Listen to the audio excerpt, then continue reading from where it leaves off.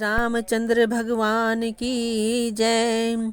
इस प्रकार ज्ञान दीपक के बुझ जाने पर तब फिर जीव अनेकों प्रकार से संस्कृति जन्म मरणादि के कलेश पाता है। हे पक्षीराज, हरि की माया अत्यंत दुस्तर है, वह सहज ही में तरी नहीं जा सकती। ज्ञान कहने में कठिन, समझने में कठिन, साधने में भी कठिन है। यदि गुणाक्षर न्याय से संयोगवश कदाचित यह ज्ञान हो भी जाए तो फिर उसे बचाए रखने में अनेकों विघ्न है। ज्ञान का मार्ग कृपाण दुधारी तलवार की धार के समान है। हे पक्षीराज, इस मार्ग से गिरते देर नहीं लगती। जो इस मार्ग में निर्विघ्न निबाह ले जाता है वही कैवल्य मोक्ष रूप परम पद को प्राप्त करता है। संत पुराण वेद और तंत्र आदि शास्त्र सब यह कहते हैं कि कैवल्य रूप परम पद अत्यंत दुर्लभ है, किंतु हे गोसाई, वही अत्यंत दुर्लभ मुक्ति श्री राम जी को भजने से बिना इच्छा किए भी जबरदस्ती आ जाती है। जैसे स्थल के बिना जल नहीं रह सकता, चाहे कोई करोड़ों प्रकार के उपाय क्यों न करे, वैसे ही हे पक्षीराज सुनिए, मोक्ष सुख भी श्री हरि की भक्ति को छोड़कर नहीं रह सकती। ऐसा विचार कर बुद्धिमान हरि भक्त भक्ति पर लुभाए रहकर मुक्ति का तिरस्कार कर देते हैं। भक्ति करने से संस्कृति जन्म मृत्यु रूप संसार की जड़ अविद्या बिना ही यत्न और परिश्रम के अपने आप वैसे ही नष्ट हो जाती है जैसे भोजन किया तो जाता है तृप्ति के लिए, और उस भोजन को जठराग्नि अपने आप बिना हमारी चेष्टा के पचा डालती है। ऐसी सुगम और परम सुख देने वाली हरि भक्ति जिसे ना सुहाए, ऐसा मूड कौन होगा। हे सर्पों के शत्रु गरुड़ जी, मैं सेवक हूँ और भगवान मेरे सेव्य स्वामी हैं। इस भाव के बिना संसार रूपी समुद्र से तरना नहीं हो सकता। ऐसा सिद्धांत विचार कर श्री रामचंद्र जी के चरण कमलों का भजन कीजिए। जो चेतन को जड़ कर देता है और जड़ को चेतन कर देता है, ऐसे समर्थ श्री रघुनाथ जी को जो जीव भजते हैं वे धन्य हैं। मैंने ज्ञान का सिद्धांत समझा कर कहा, अब भक्ति रूपी मणि की प्रभुता सुनिए। श्री राम जी की भक्ति सुंदर चिंतामणि है। हे गरुड़ जी, ये जिसके हृदय के अंदर बसती है वह दिन रात अपने आप ही परम प्रकाश रूप रहता है।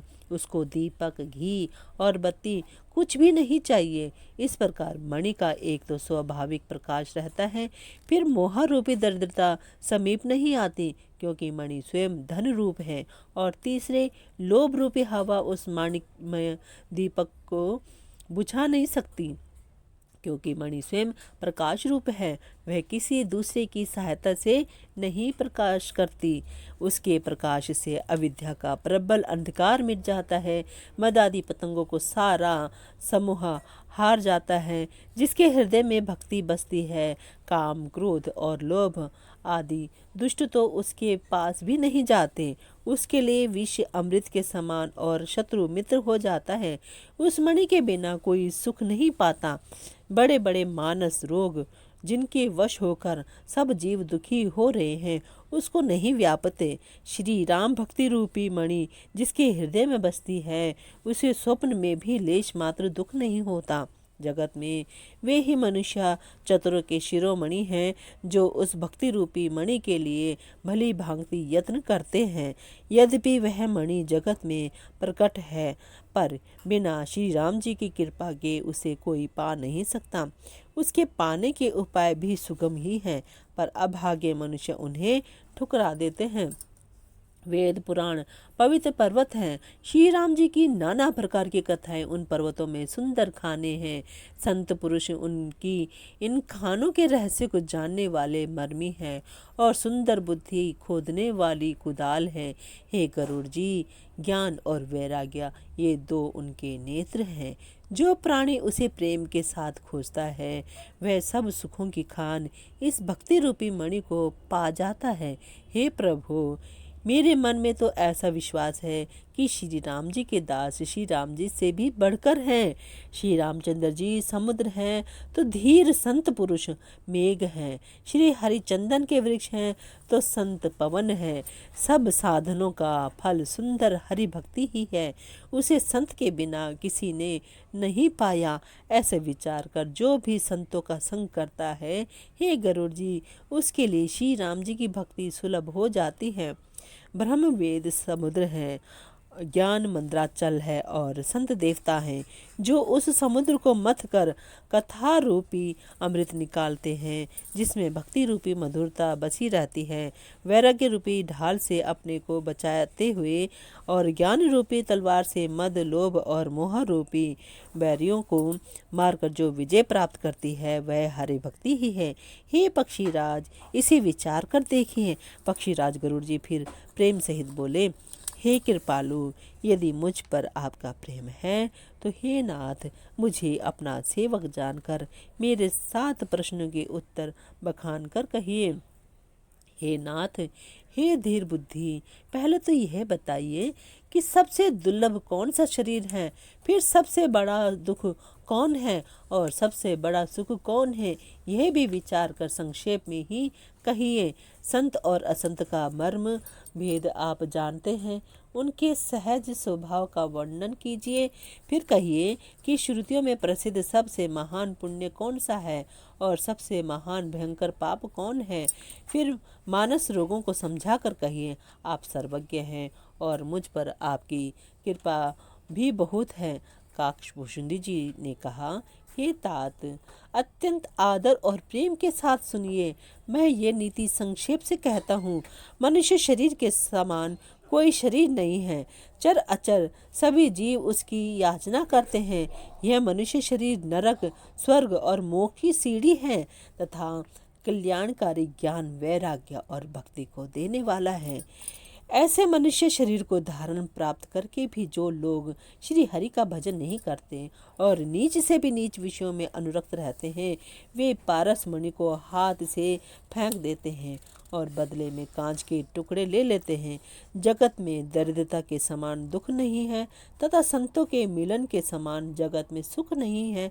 और हे पक्षीराज, मन, वचन और शरीर से परोपकार करना यह संतों का सहज स्वभाव है। संत दूसरों की भलाई के लिए दुख सहते हैं और अभागे असंत दूसरों को दुख पहुंचाने के लिए। कृपालु संत भोज के वृक्ष के समान दूसरों के हित के लिए भारी विपत्ति सहते हैं, अपनी खाल तक उधरवा लेते हैं, किंतु दुष्ट लोग सन की भांति दूसरों को बांधते हैं और उन्हें बांधने के लिए अपनी खाल खिंचवा कर विपत्ति सहकर मर जाते हैं। हे सर्पों के शत्रु गरुड़ जी, सुनिए। दुष्ट बिना किसी स्वार्थ के सांप और चूहे के समान अकारण ही दूसरों का अपकार करते हैं। वे पराई संपत्ति का नाश करके स्वयं नष्ट हो जाते हैं, जैसे खेती का नाश करके ओले नष्ट हो जाते हैं। दुष्ट का अभ्युदय उन्नति प्रसिद्ध अधम ग्रह केतु के उदय की भांति जगत के दुख के लिए ही होता है और संतों का अभ्युदय सदा ही सुखकर होता है। जैसे चंद्रमा और सूर्य का उदय विश्व भर के लिए सुखदायक है। वेदों में अहिंसा को परम धर्म माना है और पर निंदा के समान भारी पाप नहीं है। शंकर जी और गुरु की निंदा करने वाला मनुष्य अगले जन्म में मेंढक होता है और वह 1000 जन्म तक वही मेंढक का शरीर पाता है। ब्राह्मणों की निंदा करने वाला व्यक्ति बहुत से नरक भोग कर फिर जगत में कौवे का शरीर धारण करके जन्म लेता है। जो अभिमानी जीव देवताओं और वेदों की निंदा करते हैं, वे रौरव नरक में पड़ते हैं। संतों की निंदा में लगे हुए लोग उल्लू होते हैं, जिन्हें मोक्ष रूपी रात्रि प्रिय होती है, और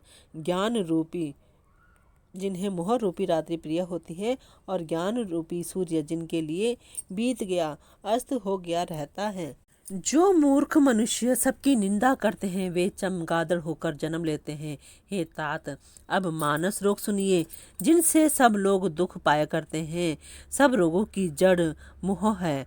उन व्याधियों से फिर और बहुत से शूल उत्पन्न होते हैं। काम वात है, लोभ अपार कफ है और क्रोध पित्त है जो सदा छाती जलाता रहता है। यदि कहीं ये तीनों भाई वात पित्त और कफ प्रीति कर लें मिल जाएं तो दुखदायक सन्निपात रोग उत्पन्न होता है। कठिनता से प्राप्त पूर्ण होने वाले जो विषयों के मनोरथ हैं वे ही सब शूल कष्टदायक रोग हैं। उनके नाम कौन जानता है, अर्थात वे अपार हैं। ममता दाद है, ईर्ष्या खुजली है, हर्ष विषाद गले के रोगों की अधिकता है, गलगंड कंठमाला या घेगा आदि रोग हैं। पराये सुख को देखकर जो जलन होती है वही क्षयी है। दुष्टता और मन की कुटिलता ही कोढ़ है। अहंकार अत्यंत दुख देने वाला डमरू गांठ का रोग है। दंभ कपट मद और मान नहरुआ नसों का रोग है। तृष्णा बड़ा भारी उदर वृद्धि जलोदर रोग है। तीन प्रकार पुत्र धन और मान की प्रबल इच्छाएं प्रबल तिजारी हैं। मत्सर और अविवेक दो प्रकार के ज्वर हैं। इस प्रकार अनेकों बुरे रोग हैं जिन्हें कहाँ तक कहूँ। एक ही रोग के वश होकर मनुष्य मर जाते हैं, फिर ये तो बहुत से असाध्य रोग हैं। ये जीव को निरंतर कष्ट देते रहते हैं। ऐसी दशा में वह समाधि को कैसे प्राप्त करे। नियम धर्म आचार उत्तम आचरण तप ज्ञान यज्ञ जप दान और भी करोड़ों औषधियाँ हैं, परंतु हे गरुड़ जी उनसे ये रोग नहीं जाते। इस प्रकार जगत में समस्त जीव रोगी हैं, जो शोक हर्ष भय प्रीति और वियोग के दुख से और भी दुखी हो रहे हैं। मैंने ये थोड़े से मानस रोग कहे हैं, ये हैं तो सबको, परंतु इन्हें जान पाए हैं कोई विरले ही। प्राणियों को जलाने वाले ये पापी रोग जान लिए जाने से कुछ क्षीण अवश्य हो जाते हैं, परंतु नाश को नहीं प्राप्त होते। विषय रूप कुपथ्य पाकर वे मुनियों के हृदय में भी अंकुरित हो उठते हैं। तब बेचारे साधारण मनुष्य तो क्या चीज़ हैं। यदि श्री राम जी की कृपा से इस प्रकार का संयोग बन जाए तो ये सब रोग नष्ट हो जाए। तद गुरु रूपी सदगुरु रूपी वैद्य के वचन में विश्वास हो, विषयों की आशा ना करे, यही संयम हो। श्री रघुनाथ जी की भक्ति संजीवनी जड़ी है। श्रद्धा से पूर्ण बुद्धि ही अनुपान दवा के साथ लिया जाने वाला मधु आदि है। इस प्रकार का संयोग हो तो वे रोग भले ही नष्ट हो जाए, नहीं तो करोड़ों प्रयत्नों से भी नहीं जाते। हे गोसाई, मन को निरोग हुआ तब जानना चाहिए जब हृदय में वैराग्य का बल बढ़ जाए, उत्तम बुद्धि रूपी भूख नित नई बढ़ती रहे और विषयों की आशा रूपी दुर्बलता मिट जाए। इस प्रकार सब रोगों से छूटकर जब मनुष्य निर्मल ज्ञान रूपी जल में स्नान कर लेता है तब उसके हृदय में राम भक्ति छा रहती है। शिव जी, ब्रह्मा जी, सुखदेव जी, सनकादि और नारद आदि ब्रह्म विचार में परम निपुण जो मुनि हैं, हे पक्षीराज, उन सब का मत यही है कि श्री राम जी के चरण कमलों में प्रेम करना चाहिए। श्रुति पुराण और सभी ग्रंथ कहते हैं कि श्री रघुनाथ जी की भक्ति के बिना सुख नहीं है। कछुए की पीठ पर भले ही बाल उग आवे, बांझ का पुत्र भले ही किसी को मार डाले, आकाश में भले ही अनेकों प्रकार के फूल खिल उठें, परंतु श्री हरि से विमुख होकर जीव सुख नहीं प्राप्त कर सकता।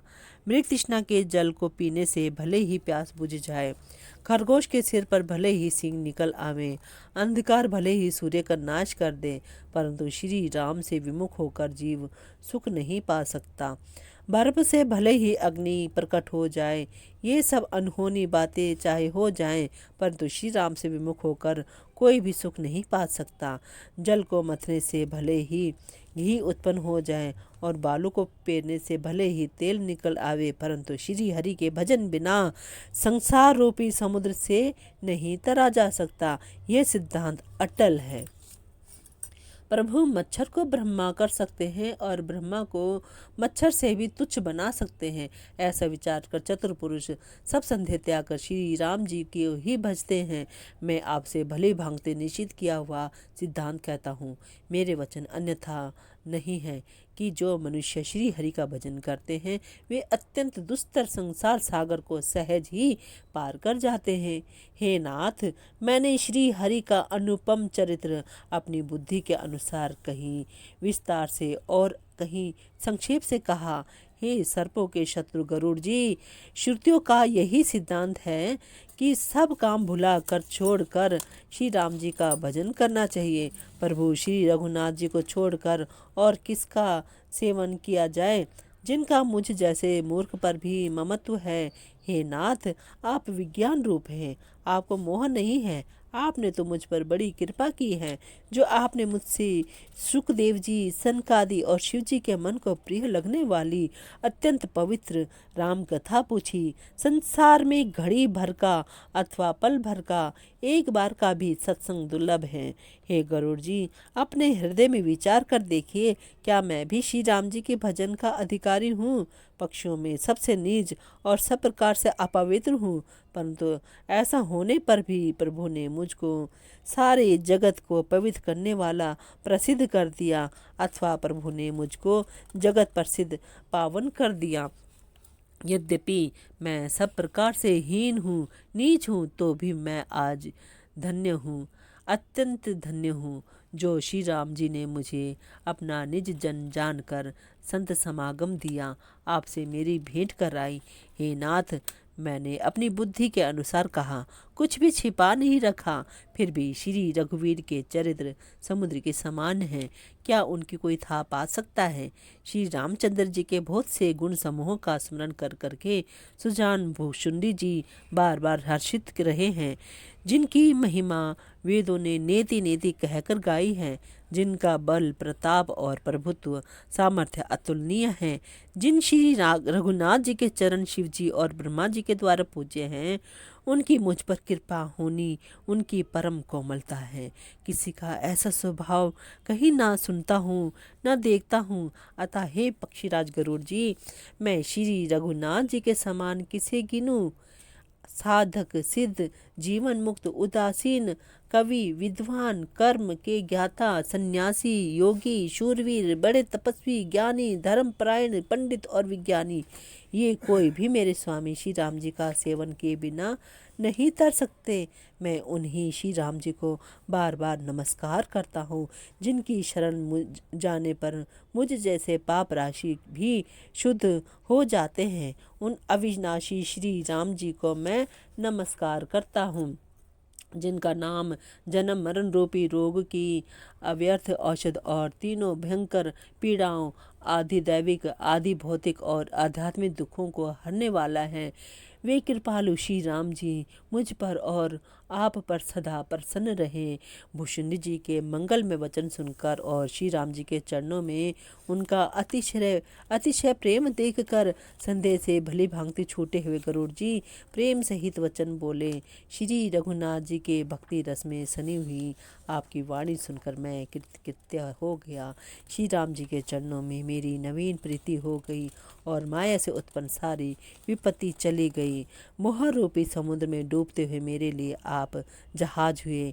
हे नाथ, आपने मुझे बहुत प्रकार के सुख दिए, परम सुखी कर दिया। मुझसे इसका प्रत्युपकार उपकार के बदले में उपकार नहीं हो सकता।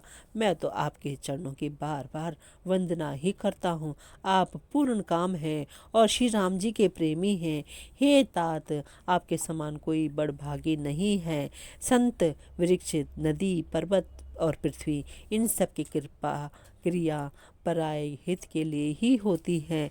संतों का हृदय मक्खन के समान होता है, ऐसा कवियों ने कहा है, परंतु उन्होंने असली बात कहना ही नहीं जाना, क्योंकि मक्खन तो अपने को ताप मिलने से पिघलता है और परम पवित्र संत दूसरों के दुख से पिघल जाते हैं। मेरा जीवन और जन्म सफल हो गया।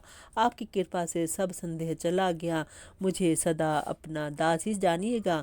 शिव जी कहते हैं, हे उमा, पर पक्षी श्रेष्ठ गरुड़ जी बार बार ऐसा कह रहे हैं। उन भुषुंडी जी के चरणों में प्रेम सहित सिर नवाकर और हृदय में श्री रघुवीर को धारण करके धीर बुद्धि गरुड़ जी तब वैकुंठ को चले गए। हे गिरिजे, संत समागम के समान दूसरा कोई लाभ नहीं है, पर वह संत समागम श्री हरि की कृपा के बिना नहीं हो सकता, ऐसा वेद और पुराण गाते हैं।